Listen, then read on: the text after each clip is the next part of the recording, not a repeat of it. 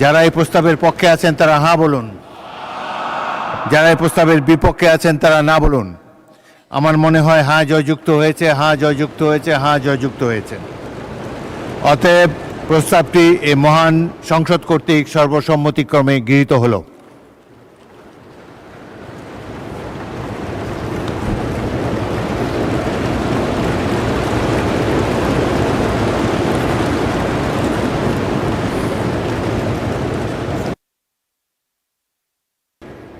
বাংলাদেশের উন্নয়নের সপক্ষে অত্যন্ত বলিষ্ঠ পদক্ষেপ ছিল এই সফর।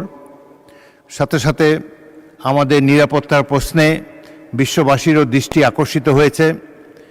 অনেক ত্যাগ তিতিক্ষার বিনিময়ে 1971 সালে জাতি যুদ্ধ করে দেশটিকে স্বাধীন করেছে। তারপর অনেক কঠিন সময় আমাদেরকে পার করতে হয়েছে। এমন এমন সরকার এই দেশে জনগণ দেখতে পেয়েছে যারা স্বাধীনতার সার্বভৌমত্ব অক্ষুণ্ণ রাখার জন্য কোনো প্রচেষ্টাই গ্রহণ করেনি। বর্তমান সংসদ নেতা এবং মাননীয় প্রধানমন্ত্রীর এই সাম্প্রতিক সফরের ফলে দেশবাসী অত্যন্ত আশান্বিত হয়েছে এবং সাধারণ মানুষও এই সফরটি সাফল্যের সাথে সমাপ্ত করার জন্য প্রধানমন্ত্রীকে ধন্যবাদ জানাচ্ছে।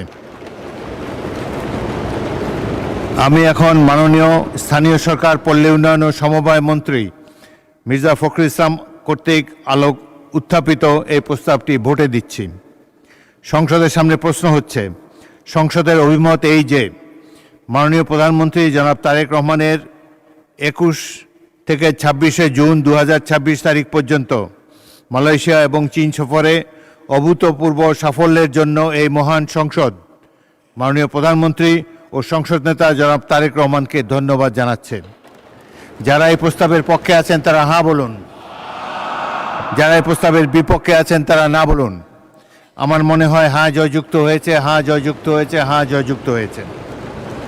অতএব প্রস্তাবটি এই মহান সংসদ কর্তৃক সর্বসম্মতিক্রমে গৃহীত হলো।